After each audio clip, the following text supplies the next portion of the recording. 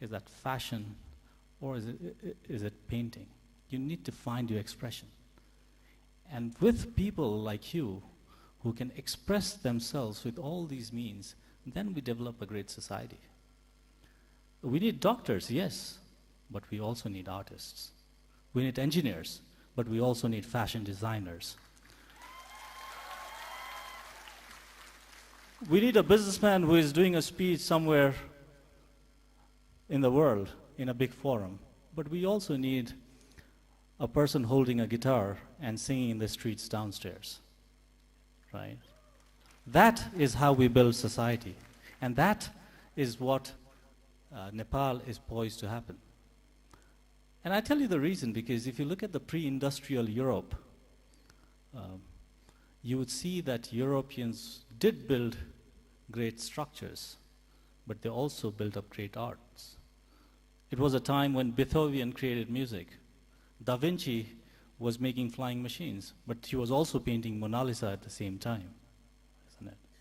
And therefore, the period of Renaissance in Europe is what we could see in Nepal right now, because we have this curve of the youth and the demography that's right in our support. 50% of our population is represented by you. 50%. And this society is liberal. This population takes chances, takes risks. Right? You're not afraid. You're not afraid to do things that you like to do. You're not afraid to express yourself.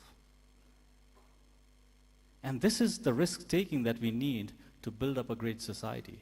We cannot afford to wait for the government to change things. We only need to change ourselves, and that change can only happen if we express ourselves through our liberal values. And that, I think, is very, very important. Right? But we've always been told since our childhood that Nepal is a poor country, and Nepal is a small country. I do not believe in either. Nepal is not a small country because Nepal is the 48th largest population in the world. And if you were to put Nepal somewhere in Africa, it will be the 11th largest country in Africa, 6th largest country in Europe. And even if you were to stretch Nepal like a piece of paper, it will be bigger than Australia. It's just that we've been filled with ridges and valleys that makes us look small. But if you were to stretch like a piece of paper, it's very large in surface area. So we're not a small country. And therefore, take this belief off that whatever you create here cannot have a global significance. It does. Yesterday we celebrated Buddhism, isn't it? The day Lord Buddha was born.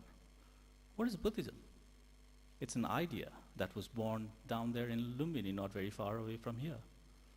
But that idea took off, north, south, east to west, and now global. Why can't there be a next great idea that comes from Nepal? There can be. And that's what we need to strive for. The second thing is that we are not a poor country, because a country that has a demographic advantage that we have right now, with 50% of people that is represented by you, cannot be a poor country. This is the wealth that we have. And that is something that we need to significantly move forward with. Now, how do we do that? I think the first thing that we need to do is operate ourselves with positivity. When you read the media, when you read the newspaper, when you see people speaking in the media, television, when you see the acts of the government, you know, we kind of get disappointed, isn't it? That Nepal ma ke pani hundaina. Right?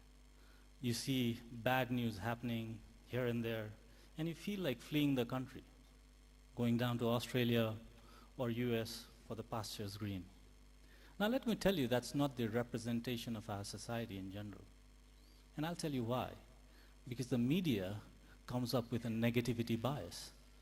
I mean, you all remember earthquake, right? I don't believe anyone was born after the earthquake. But if you were to watch the news channels during the earthquake, I will tell you that none of the reporters would have reported from a building that stood tall, saying that, hey, nothing happened here. Everyone were finding buildings that were in rubbles. And for the people watching outside the country, they would have felt that, oh, Nepal is in the rubble, right? While 90% of the buildings were intact, and thankfully so. So that's what media does to you. It creates negativity. And because of that negativity, we feel that we are doomed to fail, and therefore we'll feel like fleeing the country. So that is something that you need to imagine, because negative news happen almost every day, but progress takes time, right? We complain about the government that nothing's happened, but it takes 4 or 5 years to build an airport, but it takes a moment to destroy one, isn't it? So progress often takes time. You need to hang in there, and therefore we do not acknowledge the progress like we should have done.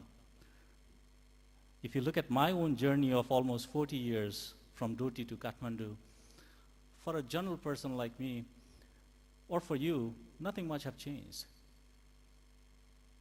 right? You see the same country in the same political turmoil with incremental changes happening. But let me tell you, having lived this 40 years, when I was born, I was in a place where there was no electricity. Forget about the mobile phone or telephone. But today the world is in your hands. We didn't have medical care or education at the doorsteps. Today you have in your hands.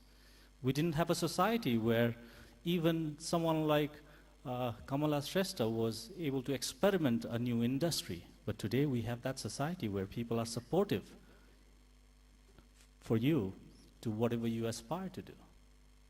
Right. So progress often takes time. And what we need to do is we need to acknowledge this progress. And that can happen when you take your mind off the negative news and think about positivity, take risks, and take risks for the better of the world. And when you take risks, let me tell you that there are people who are going to come after you. There are people who are going to shout at you. There are people who are going to be jealous of you. There are going to be haters who are going to come after you and write about you, talk about you. But if you have the belief, like we do, that we are making changes for better, we only need to move forward. You take